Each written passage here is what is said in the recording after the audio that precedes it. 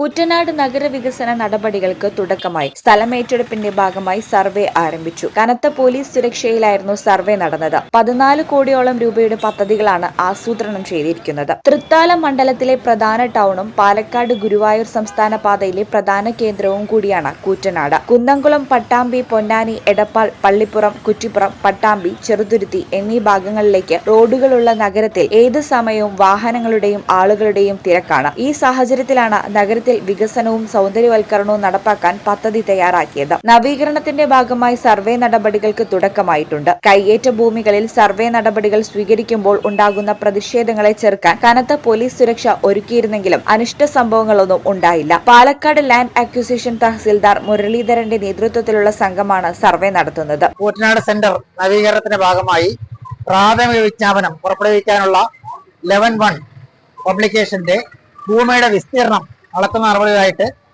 Land acquisition general 1 തഹസിൽദാരുടെ office മുന്നോട്ട് പോവുകയാണ്.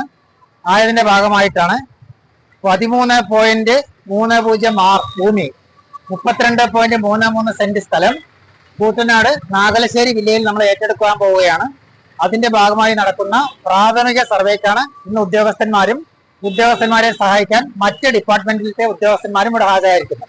13.29 കോടി രൂപയാണ് കൂറ്റനാട് ടൗൺ വികസനത്തിനായി അനുവദിച്ചിട്ടുള്ളത്. കൂറ്റനാട് സെന്ററിൽ നിന്നുള്ള 4 റോഡിലേക്കും 300 മീറ്റർ നീളത്തിലാണ് വികസന പദ്ധതി നടപ്പിലാക്കുന്നത്. മീഡിയൻ, സിഗ്നൽ ലൈറ്റുകളും ബസ് ബേകളും വെയിറ്റിംഗ് ഷെഡുകളും നിർമ്മിക്കാനും ലക്ഷ്യമിടുന്നുണ്ട്.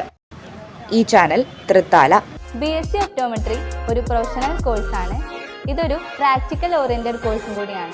ക്ലാസ്സിൽ പഠിക്കുന്നതിനേക്കാൾ ക്ലിനിക്കൽ എക്സ്പോഷർ കൂടുതൽ വേണ്ടൊരു മേഖലയും കൂടിയാണിത്. അൽസലാമ ഐ ഹോസ്പിറ്റലിൽ ആവശ്യത്തിലധികം ക്ലിനിക്കൽ എക്സ്പോഷർ നമുക്ക് ലഭിക്കുന്നുണ്ട്. അതുകൊണ്ട് തന്നെ വേഗത്തിൽ പഠിക്കാൻ പറ്റുന്നു, എല്ലാം മനസ്സിലാക്കാനും പറ്റുന്നു. We are very happy to be the part of Al Salama Optometry College.